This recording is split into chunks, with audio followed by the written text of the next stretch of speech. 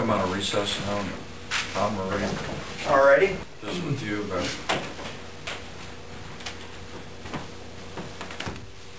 Alright, well I brought some folders, some stuff I thought we could go over, maybe look at some mid-year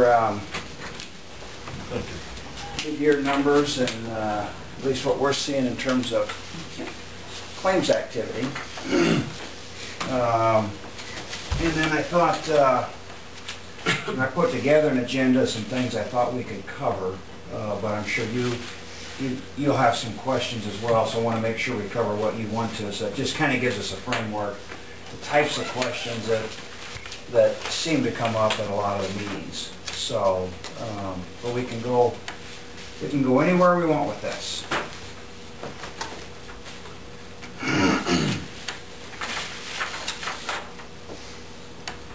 So maybe a good place to start is this report on the safety fund.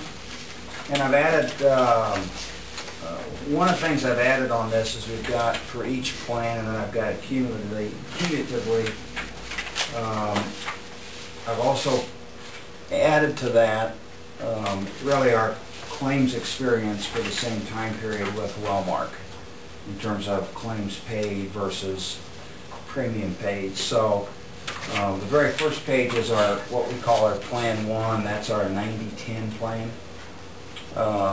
from the employee's perspective. And as you can see on that particular plan, we've budgeted about a little over $30,000 for expenses for this time period, July through November, and we're on track at about $9,700. And you'll also see from the Wellmark standpoint, claims paid by, this is by Wellmark, of about $36,000, premium paid of almost $82,700. So about a 43.5% loss ratio on this plan design. If you look on the back of that page, our Plan 2, that's our 80-20 plan, 48 families and one single. We had projected a budget, what we built into the rates was about $34,500 for this time period. We've spent about $38,500. So we're over budget on that one for the year to date. And then you'll also see on the Wellmark side, we've got claims paid of about $259,000, premium paid of about $165,600. So our loss ratio doesn't look so pretty there. We've got a fair amount of activity, and I've got another report in here in terms of out of ours. Most of the expenses are in and outpatient hospital expenses. You can touch on those, but that's where we're seeing most of our activity on this group. So if you go to the third page, I've just taken the two combined. When we combine the two, you can see we're coming in under budget. What I'm a little more concerned about is the Wellmark loss ratio. Me too. At about 118. Let me tell you what I know as it relates to Wellmark renewals that I think we can project forward. In our size group, in that 51 to 100 is how they've got it categorized. I do know that for the first quarter of 2011, that their pool adjustment, that's the starting point, I know is going to be 9.5%. And you recall what it was a year ago? Yeah, I brought that. It was higher than that. It was about 12.5%. I was thinking 13 is what stuck a year ago. I did bring that.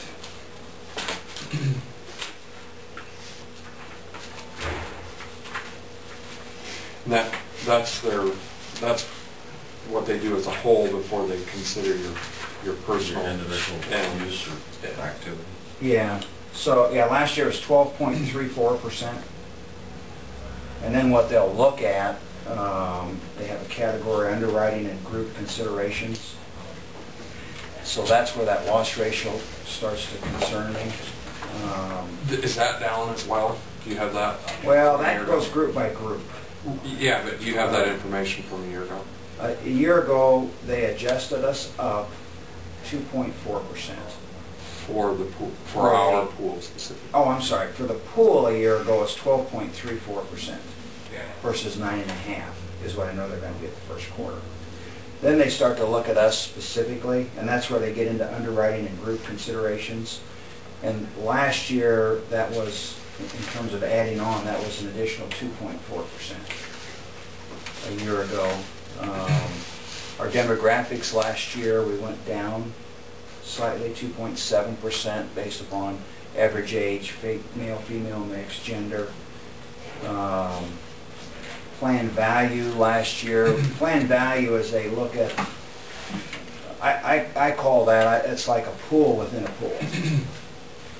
So they look at the plans we're buying from Blue Cross, and they're saying how are those specific plans performing relative to their projections. And so a year ago they were saying overall, not just on this group, but overall there's more claims activity on those plan designs than what we projected. We really won't know that this year until we start to get our renewal information. And then the last one is area factor, which is they take the average cost for health care, different services in our zip codes and compare it to the state averages. Last year that was a upward trend of 1.98%. I've consistently seen that over the last 6 months to be 2 to 2.5% down. So, but I think from our perspective, it's fairly safe to say our starting point is going to be that in that 9.5% range. And then they'll look at, really the two things that I'm most interested in. The first is that underwriting considerations, the others are demographics.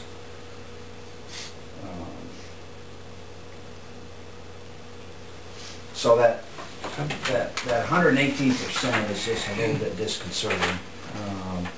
But one of the things you have to remember there's a couple things that you have to remember with these numbers.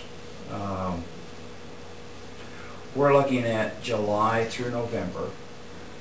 When Blue Cross looks at our renewal, you know, they're close. I don't have that exactly, but they're closing us off. They're cutting off our claims experience probably end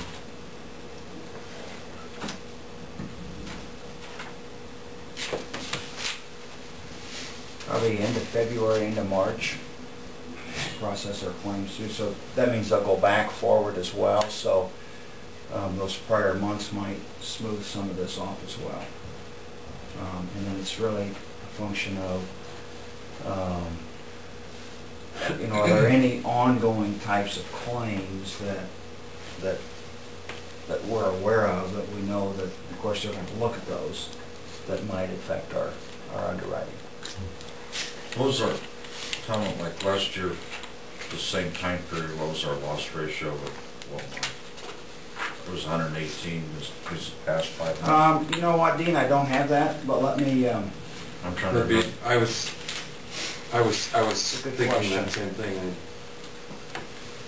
I don't know, I don't have it. I don't know that we had. I don't think we have it, but I can go back. I think I can go back and figure that out. So let me, I'll give you a follow-up report and give you that comparison as well. So it would be an interesting number to see.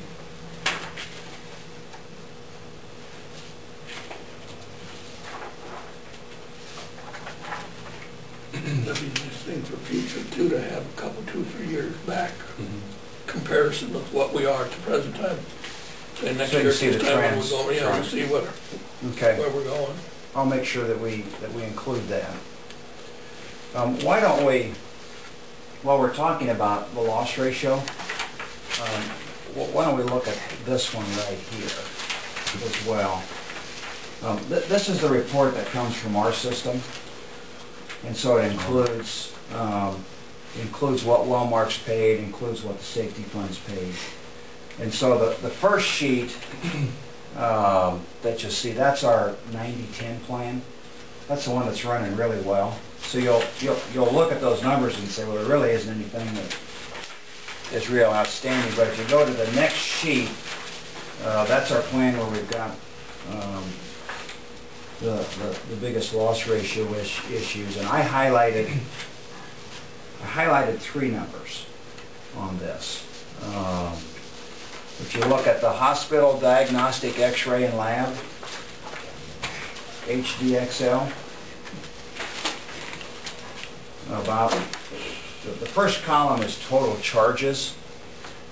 What that means is that's what was billed, but it gives us a feel for where our expenses are coming in, and so right there is about 77.5.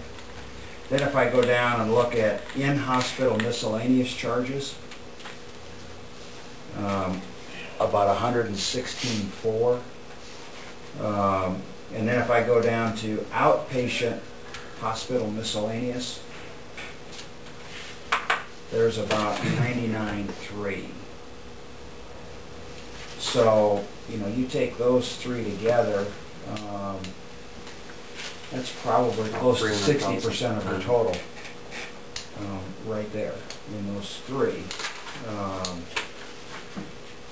So it tells me we've had some hospitalizations. We've had probably a number of, we've had some surgery as well. So, the possibility is you look at these numbers, when I look at where those are is that we've had issues that have arisen that just happen to be bunched together in a time period, and that hopefully there may be one-time issues that were addressed, and so maybe we'll start to see a better trend on our claims experience.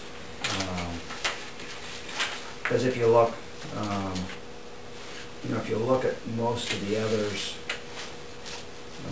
I don't see significant numbers. Office visits, we have total charges of 30,000, but those are,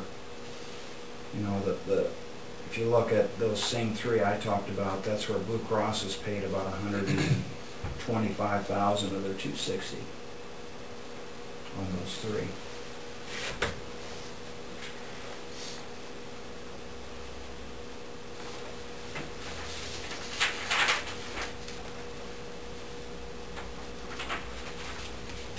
So, I think the important thing, and what we'll do from this point forward, is just do a regular monitoring of, from this point forward, are we seeing claims trends start to level off?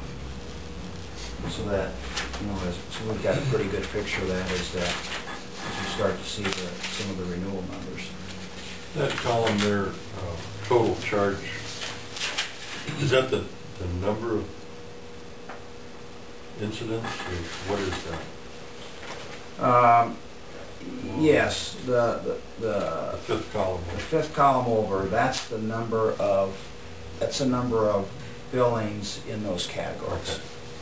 And then you go over a couple and you see it says CNT count, and those don't always match up. The count is the number of EOBs, explanations of benefits, that were issued. So sometimes you may have 2 or 3 charges on one explanation of benefits, but you can see what the categories are.